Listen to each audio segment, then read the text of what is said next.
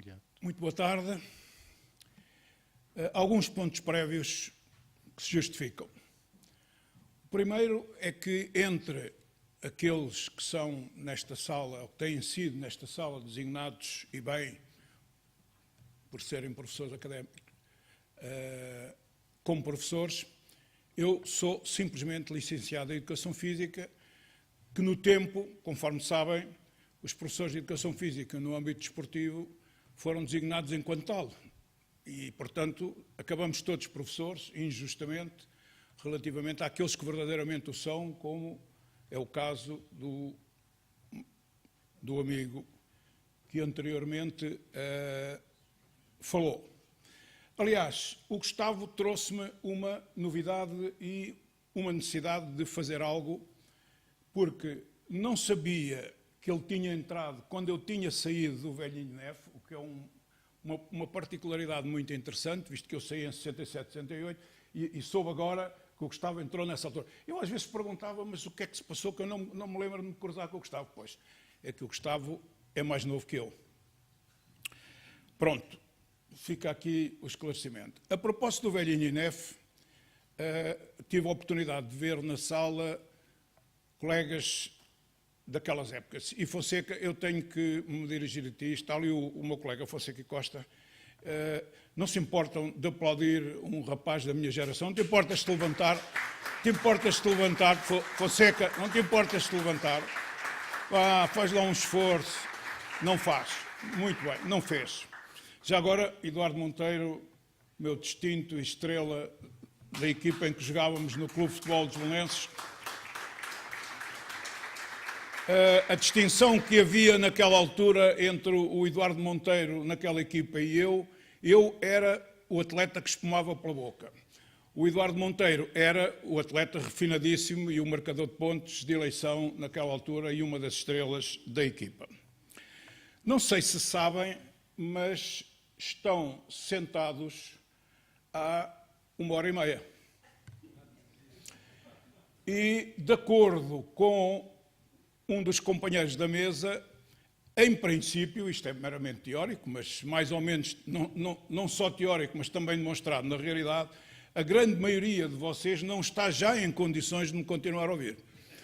Portanto, isto é 1h30 sentados nesse espaço restrito, e eu que sou um homem que desde sempre na minha vida me tenho esforçado por dizer que todo o exercício não é só uma questão de saber ou de dizer, mas de fazer, não resisto à tentação de vos solicitar um favor, que é que se levantem, simplesmente, levantem-se todos. Isso. E já agora, porque falamos todos de mudança e nem sempre estamos tão disponíveis para tal, já agora, o que vai permitir que façam algum movimento, mudem de lugar também, façam uma pequena mudança de lugar.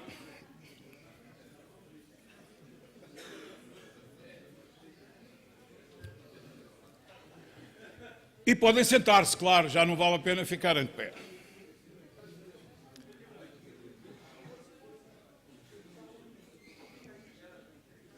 Perfeito. Como vocês precisavam disto. Mas isto é tudo muito interessante, porque passamos a vida a dizer que temos uma imensa preocupação com os outros e depois não exercemos essa preocupação com a devida atenção, como foi agora o meu caso. Nenhum de vocês tem a percepção, óbvia, é normal que não tenham, daquilo a que vão assistir nos próximos 20 minutos, porque é a minha primeira abordagem pública de um tema de que venho a estudar e que no final deste mês vou apresentar a proposta de tese de doutoramento na Faculdade de Letras de Coimbra, de uma tese de doutoramento cujo título é Motricidade e Corpo Expressivo, estudando e investigando o filósofo Merleau-Ponty. E, portanto, vai ser a minha primeira intervenção pública com base já nos meus recentes estudos, que já têm 6 meses e vão durar até ao final do ano, até que esteja em condições, se é que no final do ano estarei em condições, até que esteja em condições de defender a minha tese de doutoramento. Já agora, a propósito mais velho que o Gustavo, eu faço em novembro próximo 75 anos. E começo. A minha presença nesta homenagem tem como justificação principal as seguintes palavras de Manuel Sérgio, escritas quando da solicitação de um prefácio para um livro que eu ainda vou publicar. Para filosofar sobre o desporto, ninguém melhor do que um agente do desporto. E continuava nesse prefácio que um dia, Manuel, o tal livro vai sair. É que, para mim, dizia Manuel Sérgio, o filósofo hoje ou radica a sua investigação numa área de conhecimento ou não chega nunca a filosofar. Tal como nos ensinaram os gregos, e a modernidade por vezes pareceu esquecer, Manuel Sérgio sempre defendeu que nenhum homem da prática pode deixar de ser um homem da teoria. Imaginem. O que procurei cumprir o melhor possível ao longo de um período profissional onde comecei por ensinar e treinar primeiro jogadores e equipas de basquetebol e, em seguida, a partir de 1997, atitudes e comportamentos no âmbito empresarial. Naturalmente, e o Manuel, sempre que falamos, vai reforçando esta ideia de fundo, fui criando, ao longo destes anos todos, uma forma de interpretar filosoficamente o treino de equipas, o treino de jogadores e de quadras de empresa. Tal como me preocupei sempre muito em disponibilizar essa experiência e sabedoria ao serviço dos treinadores mais jovens, intervindo, escrevendo, debatendo quanto possível tudo aquilo que dizia respeito ao meu exercício profissional. Mas reforçando sempre a mensagem principal. Um treinador tem de ter uma filosofia própria do modo como pretende pensar e intervir e, principalmente, revelar uma cultura inerente aos valores que pretende ver praticados. Quanto possível, evidenciando-se não só através da quantidade de saber que possui e da sabedoria que vai adquirindo, como também pela sua capacidade de pensar e intervir. E digo-vos que esta tem sido quase permanentemente uma das minhas bandeiras, a minha preocupação de ser capaz de pensar e intervir. Isto subentende a responsabilidade de ser capaz de proporcionar aos restantes treinadores um futuro que seja diferente, para melhor, daquele que outros, eventualmente, não me proporcionaram. Mantendo a ligação à prática, descobrindo novos caminhos filosóficos, numa busca que procurarei que possa servir de motivo de reflexão para a generalidade dos treinadores. O tema já vos foi anunciado e eu entro então no tema, o treino desportivo e a motricidade. Este tema obrigou-me naturalmente não só a procurar aprofundar a verdadeira ciência do homem, como principalmente investigar o filósofo francês Merleau-Ponty. Como primeiras conclusões, e adianto-vos desde já essas primeiras conclusões, o reconhecimento que conhecer e agir se relacionam de forma dialética, que um filósofo, e esta a mim sensibiliza-me sobremaneira, que um filósofo é um perpétuo iniciado e que o mundo, vejam como alguns vão ficar contrariados com esta ideia, e que o mundo não é aquilo que eu penso, mas aquilo que eu vivo. Principalmente que conhecer sem agir não é conhecimento. E agir sem conhecimento não é uma ação. Relacionamos-nos com o mundo, e isto ao longo do dia de hoje, alguns de vocês já o ouviram exaustivamente, relacionamos-nos com o mundo através da nossa motricidade, em movimentos intencionais e significantes, e quando nos movimentamos, ou no desporto ou na empresa, não o fazemos mecanicamente. Naturalmente, também o fazemos através das palavras que preferimos, reforçadas pelo tom de voz que utilizamos, os gestos que fazemos, a fisionomia que apresentamos. Carregamos, no entanto, ao comunicar, todo o nosso passado de experiências, de crenças, de inseguranças, enquanto o nosso corpo vai dialogando com as coisas e com os outros, interagindo e ampliando sentidos. No fundo, O verdadeiro sentido da experiência de existirmos decorre da própria realização do que vamos vivendo e experimentando. Razão porque, sendo o corpo humano não apenas físico ou mental, mas antes do mais necessariamente vivido, quer na aprendizagem, como no treino de comportamentos e da nossa motricidade, devemos reforçar a necessidade de o fazermos segundo um modo experiencial. Aprender a fazer fazendo, treinar como se joga.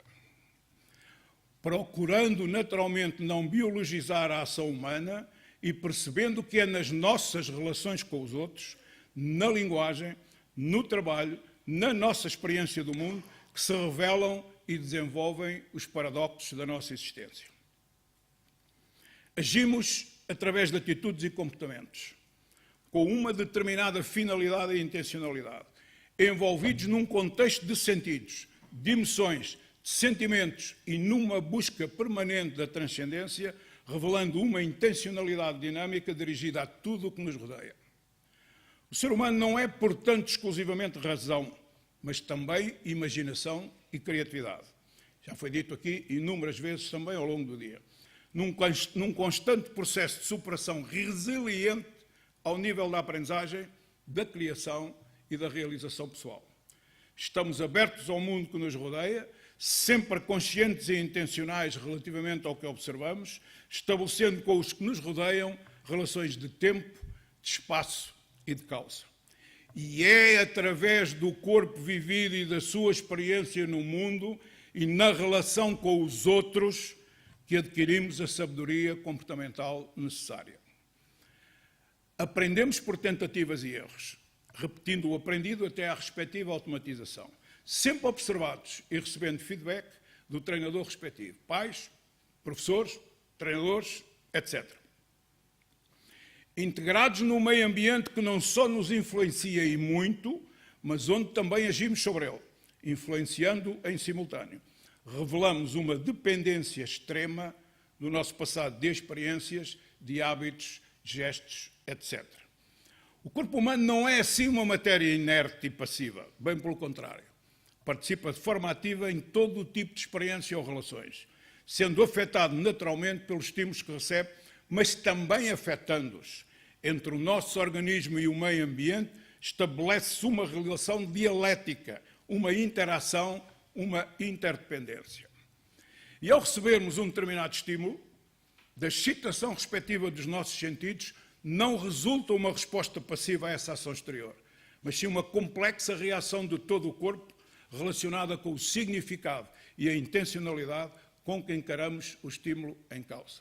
Chamo em particular a atenção daqueles que estão ligados ao treino na sala para o quanto isto, em certas circunstâncias, altera e até contradiz muito daquilo que por vezes é feito no âmbito do treino desportivo.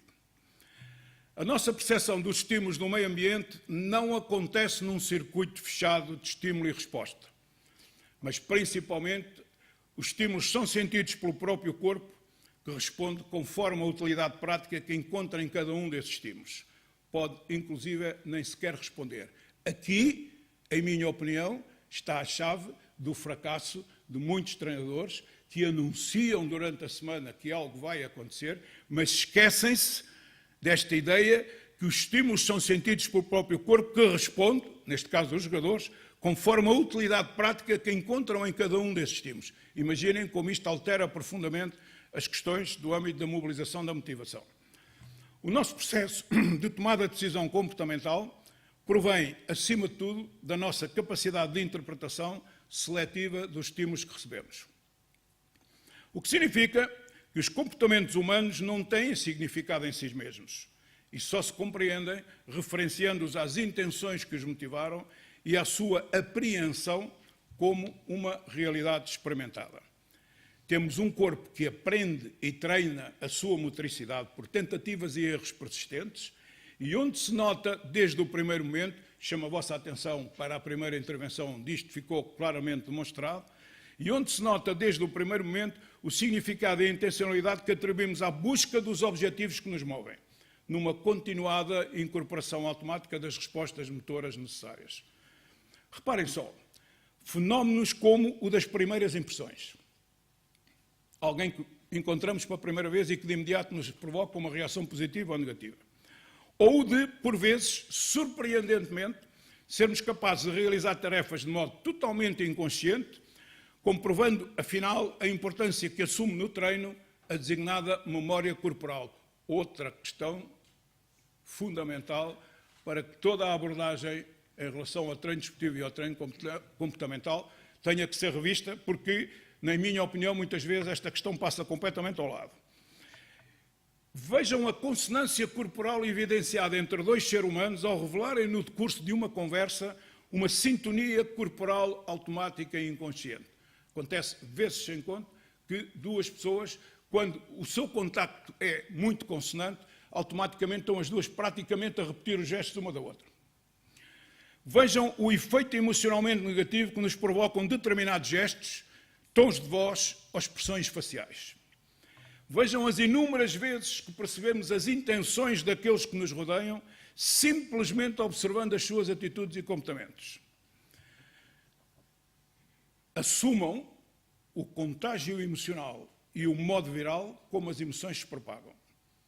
E o facto de estarmos sempre a comunicar, mesmo quando não falamos, ilustrando a incorporação imediata que realizamos perante as manifestações emocionais que nos rodeiam. Afinal, somos autênticos espelhos numa evidente empatia perceptual, como se nos apropriássemos das emoções dos outros e as incorporássemos, colocando-nos virtualmente no lugar deles. Foi o que eu fiz quando vos pedi para vocês se levantar. E transportando para o nosso esquema corporal aquilo que os outros sentem.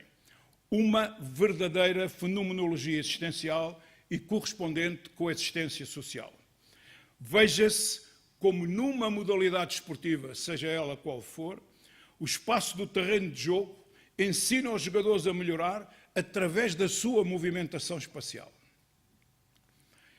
Observem, num jogo livre, na rua, como jovens ou adultos se confrontam com o conhecimento puro das relações espaciais que vão decorrendo enquanto praticam e se entrelaçam numa relação plástica, constantemente dialética, em que as circunstâncias e os contextos criados ensinam o que fazer e a situação real correspondente ao jogo constitui um meio poderoso de aprendizagem e treino. Repito, e a situação real correspondente ao jogo constitui um meio poderoso de aprendizagem e treino.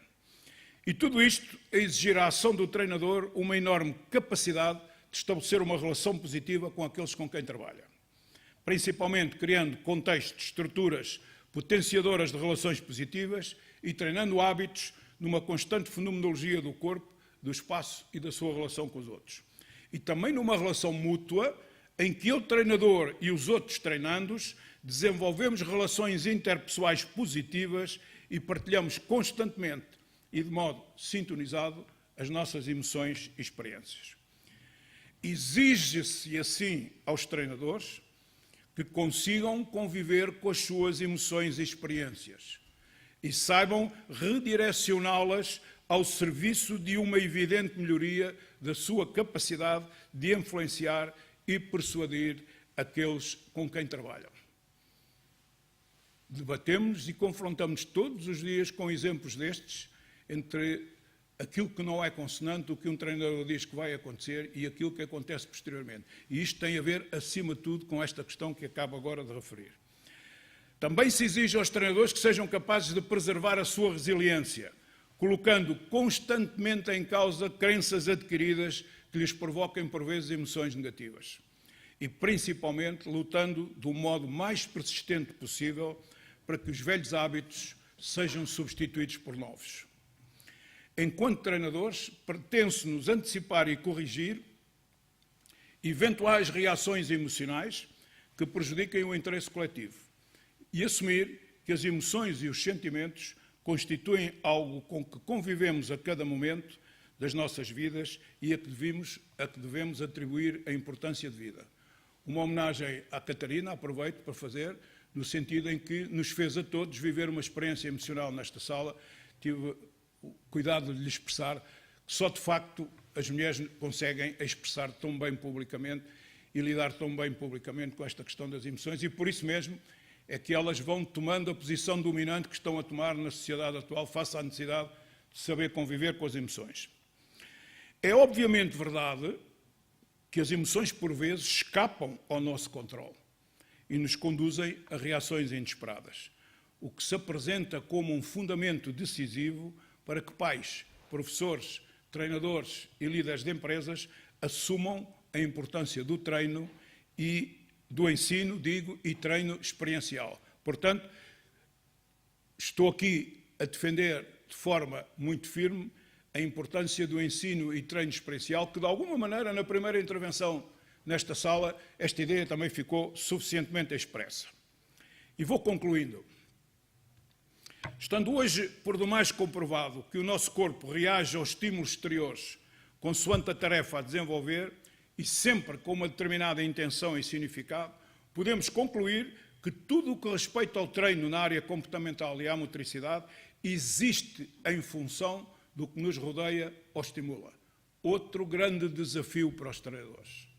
Não é o que dizem, é o contexto e a estrutura que conseguem criar, no sentido de os jogadores darem este tipo de resposta, sentindo o estímulo. Ao fazermos parte de um determinado contexto social, familiar ou profissional, estaremos sempre sob a respectiva influência e dela retiraremos um significado e uma intenção através da nossa motricidade e na relação que estabelecemos com o espaço em que nos inserimos. Somando experiências, criando uma determinada memória corporal, onde a percepção e o movimento formam um sistema que se movimenta como um todo e qualquer experiência nunca decorre em separado, mas sim de modo integral. E quando por fim reagimos através de atitudes e comportamentos, fazemos-lo sempre em função daquilo com que deparamos, uma determinada situação, e através do corpo todo, do ser global, comportando-nos como um ser indivisível, totalmente presente em cada momento, e que globalmente reage aos estímulos dos sentidos no seu todo e não a um sentido de cada vez. E termino também citando Ortega y Gasset, quando afirmou: o destino de cada homem é, ao mesmo tempo, o seu maior prazer. E todo o ser é feliz quando satisfaz o seu destino. Isto é, quando segue a encosta da sua inclinação e da sua necessidade essencial. Quando se realiza, quando está a ser o que é na verdade. O que, felizmente, tem sido o meu caso. Sinto-me realizado a pensar e intervir como um treinador. Muito obrigado.